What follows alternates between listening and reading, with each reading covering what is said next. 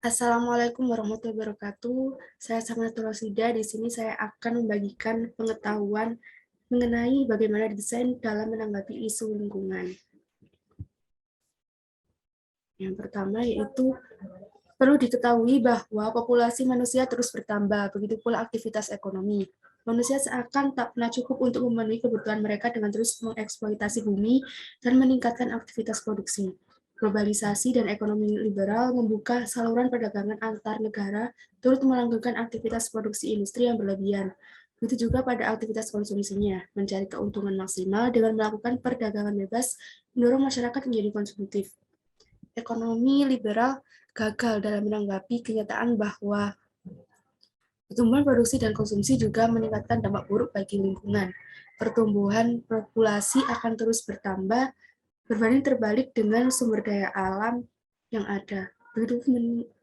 Begitu juga level konsumsi yang akan terus meningkat. Bahkan masyarakat di beberapa negara berkembang yang memiliki populasi besar bergerak ke arah gaya hidup konsumtif. Ini merupakan sebuah paradoks dalam isu keamanan lingkungan. Kenyataan bahwa gaya hidup kontemporer yang disertai oleh struktur global saat ini memang tidak bisa dipungkiri telah menyebabkan permasalahan pada lingkungan. Hal itulah yang memunculkan dilema di antara dua pilihan, yaitu memberikan kesempatan pada struktur global yang selama ini eksis untuk berubah secara perlahan, ataukah menanti hingga perubahan tersebut terjadi dengan cara tiba-tiba karena adanya krisis lingkungan.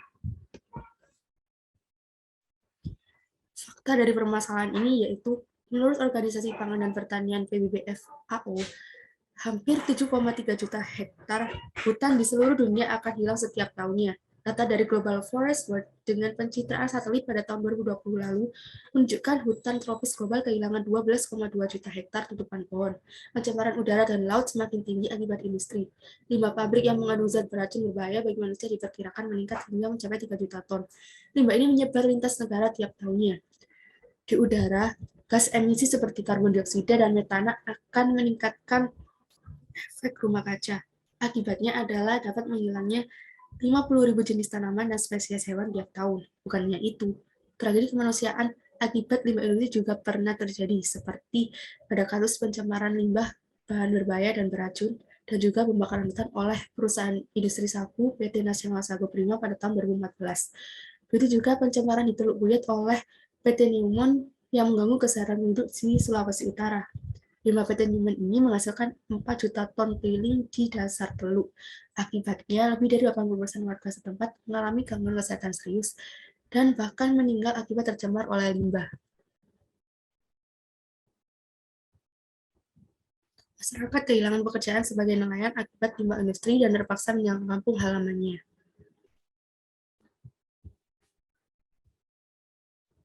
Lalu solusi dari permasalahan ini adalah pemerintah Indonesia telah melakukan berbagai upaya dalam menanggapi isu lingkungan. Salah satunya adalah membentuk Badan Pengelola Dana Lingkungan Hidup atau BDLH yang berfungsi untuk melengkapi upaya Indonesia dalam kerja nyata pengelolaan lingkungan hidup dan pengendalian perubahan iklim. Presiden Jokowi dalam konferensi tingkat tinggi Climate Adaptation Summit pada tahun 2021 menyerukan 4 langkah strategis untuk menangani perubahan iklim.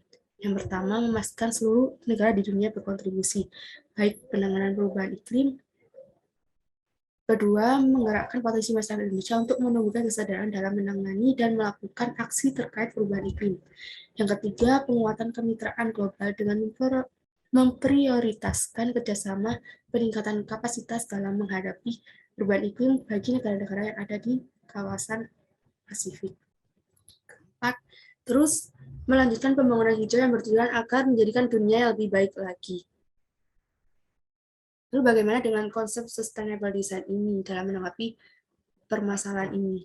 Nah, dalam konsep sustainable menerangkan bahwa seluruh manusia perlu adanya kesadaran bahwa lingkungan sangat berpengaruh bagi keberlanjutan hidupnya.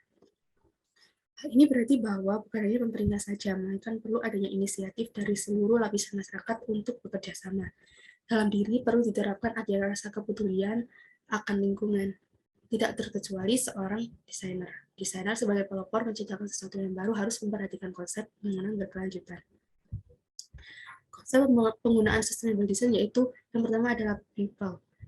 membuat sebuah perancangan desain yang bisa mempengaruhi dan membawa keuntungan bagi seluruh kalangan masyarakat. Yang kedua, planet, membuat sebuah perancangan desain dengan meminimalkan dampak negatif bagi lingkungan, menjaga kelestarian lingkungan, dan menghindari dampak buruk yang mungkin bisa merusak lingkungan seperti banjir, kebakaran hutan, dan perubahan iklim. Dan yang ketiga yaitu profit, membuat sebuah perancangan desain yang menghasilkan keuntungan dengan memperhatikan konsep people dan planet. Lalu bagaimana penerapan konsep sustainable design ini? Nah, salah satu penerapan konsep sustainable design di bidang desain adalah penerapan teknik eco-printing pada produk fashion Arani.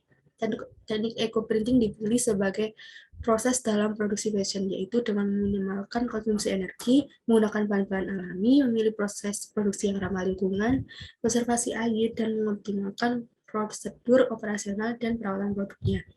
Bukan hanya itu, beberapa desainer produk juga menciptakan kemasan dengan bahan yang ramah lingkungan, juga mudah diatur ulang, seperti pelepah. Pelepah hadir sebagai pengganti kemasan makanan styrofoam dengan pelepah pinang. Fabrice juga merupakan usaha yang bergerak di bidang furniture dan home decor dengan memanfaatkan botol plastik bekas sebagai bahan utama dalam pembuatannya. Pada dasarnya, setiap manusia adalah desainer. Mereka membangun dan merancang untuk memecahkan sesuatu masalah dalam kehidupannya. Dengan diterapkannya pembangunan berkelanjutan dalam desain, maka akan dapat mengurangi isu lingkungan yang ada.